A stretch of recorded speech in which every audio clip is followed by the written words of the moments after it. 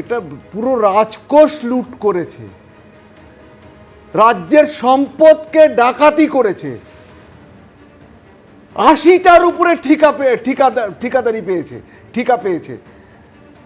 খালি বীরভূম নয়, পশ্চিম মেদিনীপুর, এই পূর্ব মেদিনীপুর, এগরা, পূর্ব বর্ধমান, পশ্চিম বর্ধমানে ADD Asansol development Asansol Durgapur development authority, ওখানে পর্যন্ত মেরেছে। খালি তাই না, তুমি যেখানে আইনে তুমি বলো এই তো অভিষেক ব্যানার্জি ক্যামাস্ট্রিট থেকে, এগুলো কন্ট্রোল করতো কে? তদানীন্তন মুখ্যমন্ত্রী আর তার ভাইপো, তারা পুরোটা কন্ট্রোল করতো। প্রধানমন্ত্রী সড়ক যোজনা ঠিকা দিয়েছে, পথশ্রী ঠিকা দিয়েছে। খালি তাই না, তুমি বলছো পুলিশ, রবীন্দ্রনাথ বলছি পুলিশ, কেন পুলিশ ছিল?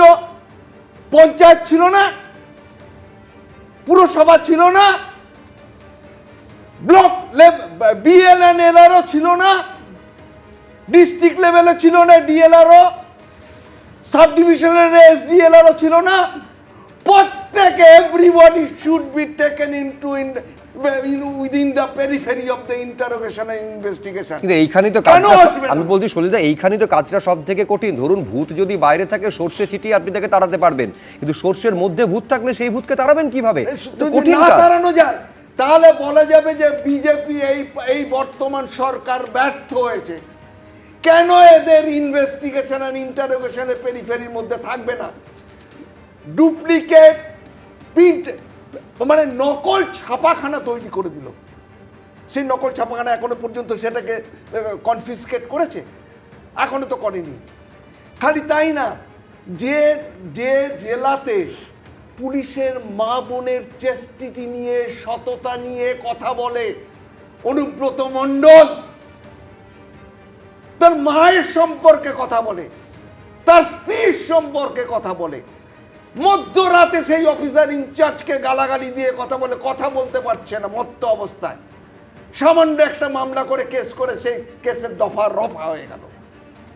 কেন সেই কেসটা আজকে রিভাইভ হবে না? That case should have been reopen. আর সে এখন ভালো তৃণমূল না, আর সে এখন লেকচার মারছে যে পুলিশ ভালো কাজ করেছে। আমার কথা হচ্ছে বিএলআরওতে, আর বিএলআরও হচ্ছে কমপ্লেনেন্ট অফ দ্য কেস, ওই বিএলআরওকে ইন্টারোগেশনে নিয়ে আসতে হবে, ইনভেস্টিগেশনের মধ্যে আনতে হবে। যারা যারা এই পাপের টাকা নিয়েছে, যারা যারা এই রাজকোষ লুট করেছে, যারা যারা এই দুর্নীতির ভাগ পেয়েছে, প্রত্যেককে অ্যারেস্ট করতে এবং চার্জশিটে দিতে হবে।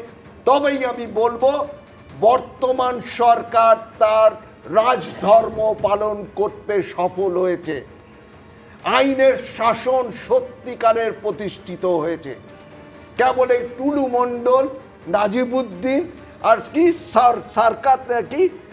সারতাজ হোসেন, এদের মধ্যে সীমাবদ্ধ রাখলে হবে না। প্রত্যেককে একদম চোখ খোলা রেখে, ওই উইদাউট এনি পার্সিয়ালিটি, কোনো পার্সিয়ালিটি চলবে না। যারা যারা এই দুর্নীতির ভাগ নিয়েছে, পুলিশ হোক, ল্যান্ড রিফর্ম অফিসার হোক, যেই হোক, পঞ্চায়েত হোক, পুরসভা হোক, রাজনৈতিক যারা আধিকারিক আছে তারা হোক, সরকারি আধিকারিক হোক, প্রত্যেকের এগেনস্টে চার্জশিট দিতে হবে, ডিপার্টমেন্টাল অ্যাকশন নিতে হবে, যা যা করার সেটা করতে হবে। তবেই আমি বলবো যে বর্তমান সরকার তার রাজধর্ম পালন করেছে।